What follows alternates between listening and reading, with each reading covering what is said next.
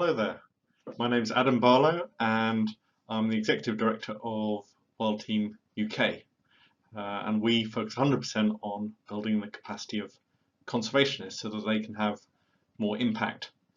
One of the things we do is training, but we want to know how we can better support you as a conservationist. So we just conducted a survey of training needs for great ape and gibbon conservationists, and so I thought I'd share the results with you in case they're of interest. We had over 100 responses from great ape and gibbon conservationists around the world, and they were working in 8 to 9 organisations and were based in 33 countries. We are particularly interested in building national capacity in conservation. So fortunately, we got a lot of responses from the African and Asian countries where great ape and gibbons live. And we also were thankful to get some responses from other countries where there aren't any great ape or gibbons necessarily, but they may support conservation efforts in those range countries. There was a roughly half and half split between respondents who identified as male and those that identified as female. And the respondents were mostly from NGOs, with the next amount of respondents from academics, institutions, basically universities. So we found out that there are a lot of training needs. Nearly 90% of conservationists work on great ape and gibbon conservation want to get training in things like strategy development and project planning, monitoring evaluation, project management, ethics, behaviour change, grant writing, and a host of other subjects. You can see here the ones highlighted in yellow are the subjects that we already provide training in, or are soon to provide training in the case of grant writing.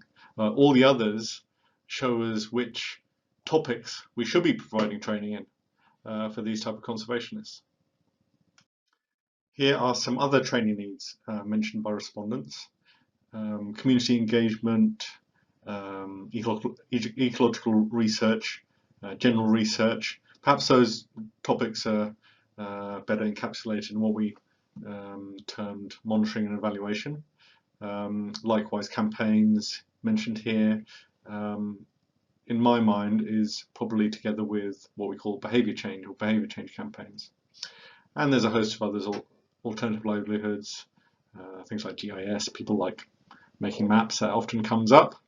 But for all these training needs listed here, they weren't mentioned very frequently compared to the list in the previous slide.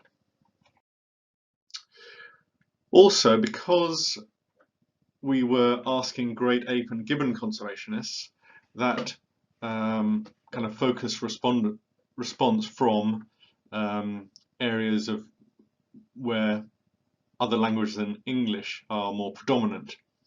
So in West Africa, for example, where French is very widely spoken, and likewise in Indonesia, where Bahasa is the main language.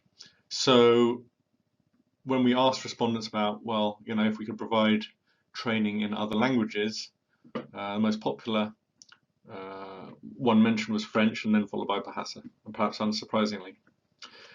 And so, but to give an idea of the numbers, so about 35 respondents out of 114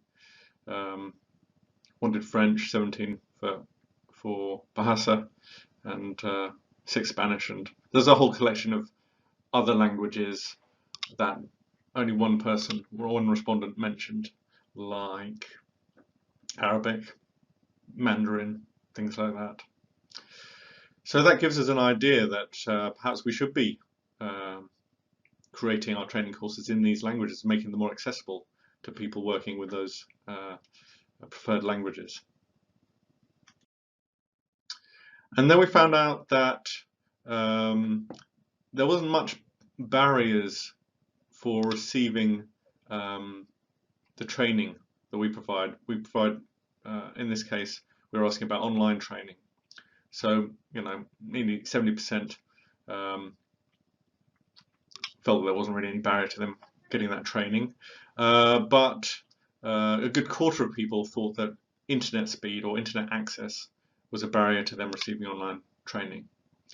So that can tell us about how we need to design our courses, and if in some cases we need to think about providing more class-based training for the people with those internet issues. So a huge thanks to all 114 respondents to this survey. Thanks to you, we now have a much better idea of your training needs, and in terms of what training we can provide for you to help you with your conservation work.